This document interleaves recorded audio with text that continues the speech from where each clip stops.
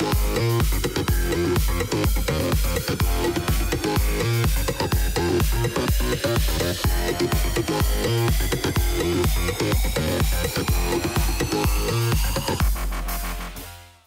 now, I'm here at this event checking out some really interesting games after hours at PAX East.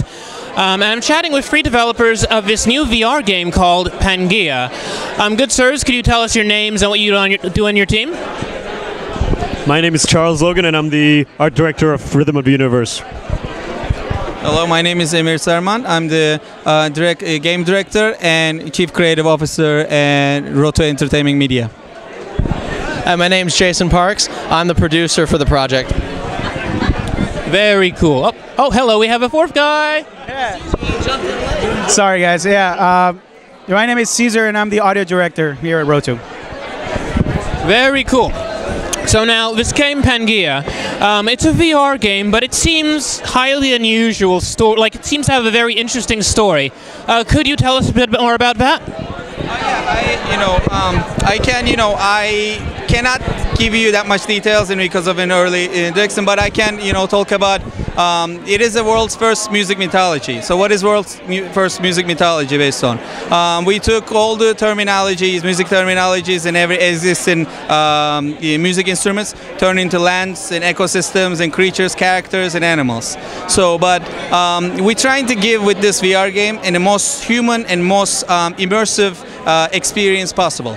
So what it is, we're trying to put some very advanced mechanics that we've been talking with Charlie. Look, if there is a king comes, if everybody bows, you gotta bow too. If you suddenly decide to hit somebody in the story, you're gonna live with the consequences. So, with the sound, with the graphics, and with this storyline, that we're trying to give the most realistic thing possible.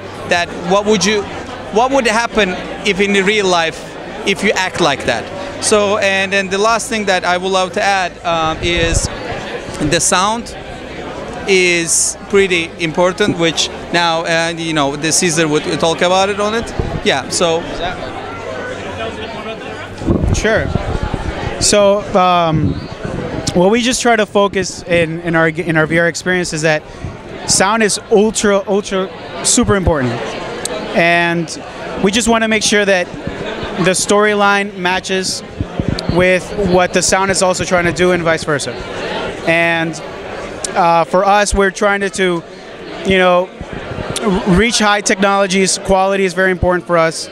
We're just trying to make sure that everything that we do in audio is up to date with, and we're up to date with everything, and also trying to reach another level. Just quickly adding it, and also, we're talking about the VR, and there's a lot of console games, and adding in a different, sounds and different objects. But also, VR, we're in very immersive technology here. So if I drop in one object and there is 100 different sound on it, which we have to have that technicality in VR too, to able to make you believe that you are in there. So that's one of the aspects that we're also talking about. I mean, just to summarize that, high fidelity, right? High fidelity and very creative, very entertaining gameplay. That is what's important to us, and that's what we're trying to strive, especially in virtual reality, where most of the games out there right now are low poly. They don't have much storyline more than getting chased by zombies, or a shooting game where you're taking out your friends. There's no franchise, there's no narratives, there's no long storylines that'll captivate you that are built from the ground up using VR, and that's what we're here to do. So now, I have to ask, what got you guys into game development? I can start with you, Charles.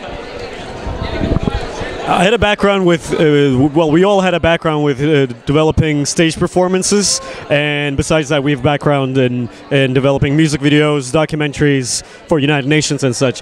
And recently, when we were looking for an avenue looking for the best avenue to explore what the new music mythology was going to be, we noticed that virtual reality was one of the best examples of the coming future out there, and we noticed that virtual reality was the next big thing, and our team already had background in some game development ranging from composing, art design, and everything. So we basically converged everything of these like live performance storytelling background into one big project, and which is going to delve into 7 different projects in the coming years. So it's basically the start of that.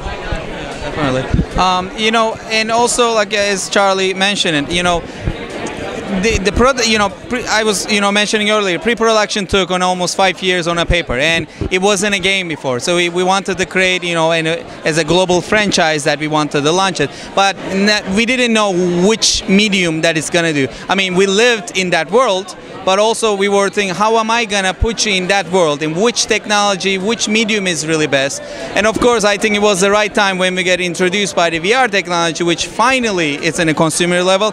I think for us, that was it, and I think we decided to put this entire world and invite you to our world.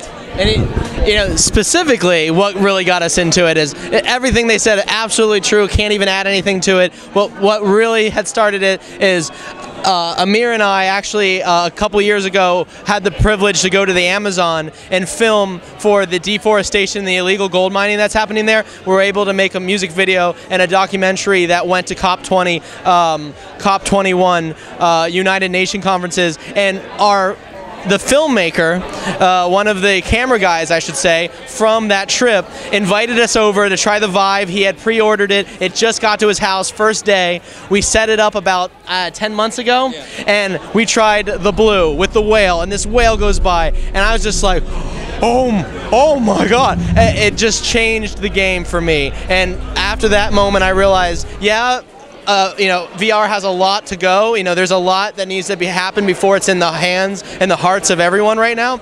But it is the future. It is a part of what we'll be doing. And that experience alone set me onto a course where I only do virtual reality now. We're thoroughly involved in Boston VR, the 5th largest Boston VR community in the world, here in Boston, and we've been having a great time for the last year doing all of this.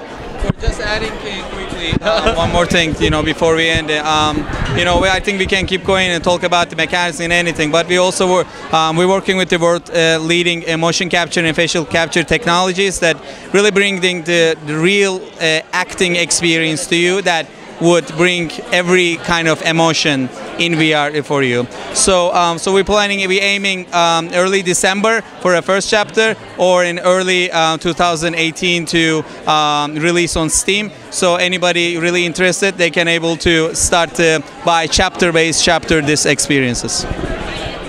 Well, that's very cool. I mean, it's interesting that you guys didn't exactly come out of game dev backgrounds, but you wound up here. What's been the biggest challenge that you can say that you've run into? Well, the biggest challenge is sort of the new playground, which is basically you're playing around with newer technologies, and then even then, now you have virtual reality, which you have to optimize as much as you can.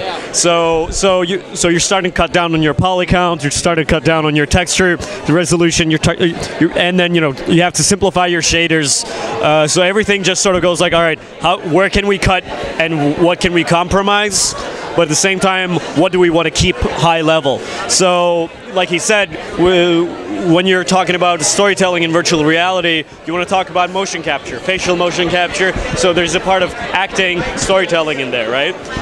So that's one of the aspects, and then we're like, how can we adapt to the upcoming technology?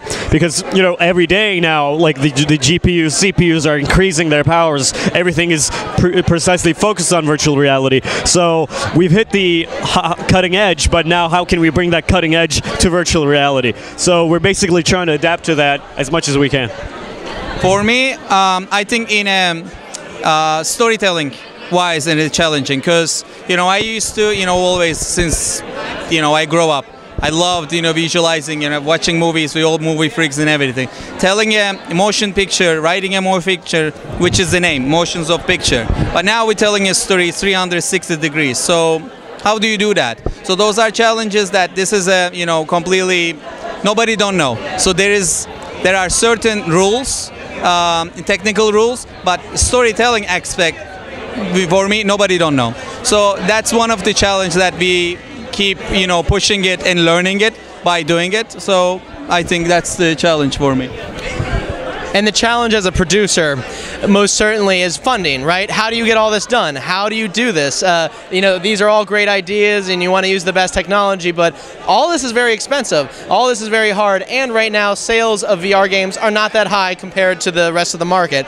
But there's an incredible community around virtual reality. There are investors, there are venture capitalists, and there are all sorts of crowdsource funding, crowd company funding ways that you can get your game done. You can find money. There is money out there, and I would want to say it's been it's a struggle for everyone on finding the funding and finding the right revenue streams and how do you sell your game, who do you sell it to, what are you doing, but stick in there, keep with it, and we did, and in less than a year we already have had all our dreams come true, and we're having the time of our life right now, making content that we never imagined we ever would. I dreamt of this when I was a child. I think we all have, right? Anyone that played a game, you want to be in Mario, you want to be in the game, you literally want to look around and have 360-degree view, and there are people out there willing to fund that because they know that is the future. So I'd say on a producing level, on a company side, funding was the #1 hardest thing to get this all done, but it is possible, and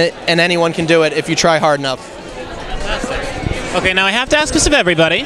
What is your favorite game of all time? Oh.